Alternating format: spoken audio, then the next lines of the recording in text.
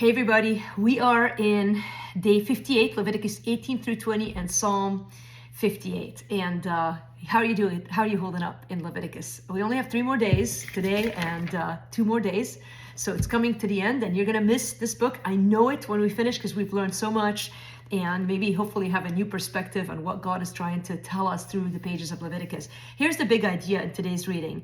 The law is more than a set of rules, but an invitation from the Lord to be in relationship with Him through the means He has given us to do so. This has been the message from the beginning of Leviticus. I don't want you to miss this.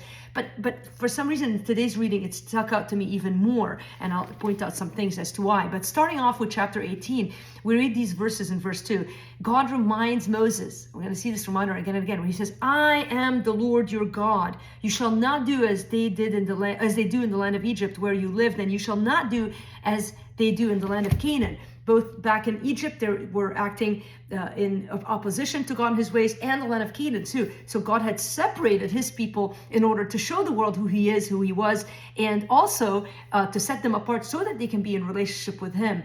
And I love that, so God made a way to provide for them when they failed through the atonement, through, again, the law was not meant to punish them, but to draw them closer to Him, to remind them that His ways, He's holy, and the only way to be holy is to be cleansed, and the sacrifices and the offerings were all meant to give them a way to draw closer to Him.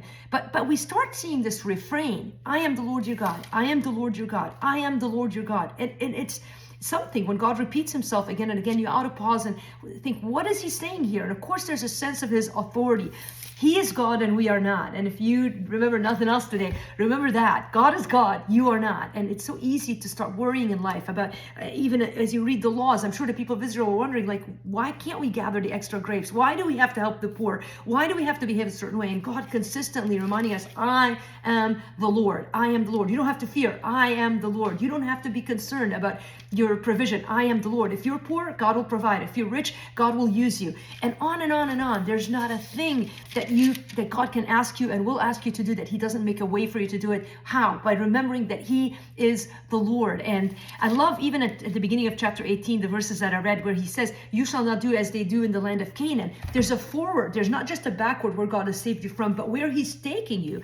And so later it will come as a surprise in a sense that the people of Israel would freak out. Here's a God who has delivered them miraculously, has been faithful to them in the present, and yet they're so concerned about whether they're going to make it to Canaan. They forgot, and we're going to see that in the coming days, that how easy it is for us to forget that God is God and we are not. I am the Lord. Are you living your life today as if God is God, or are you trying to be God in your life? Self-centered living makes me the center of my world and puts all of the provision of my life and the need of my life on my shoulders. But God-centered living understands that He is holy and He has invited me into His presence and will take care of every one of my needs.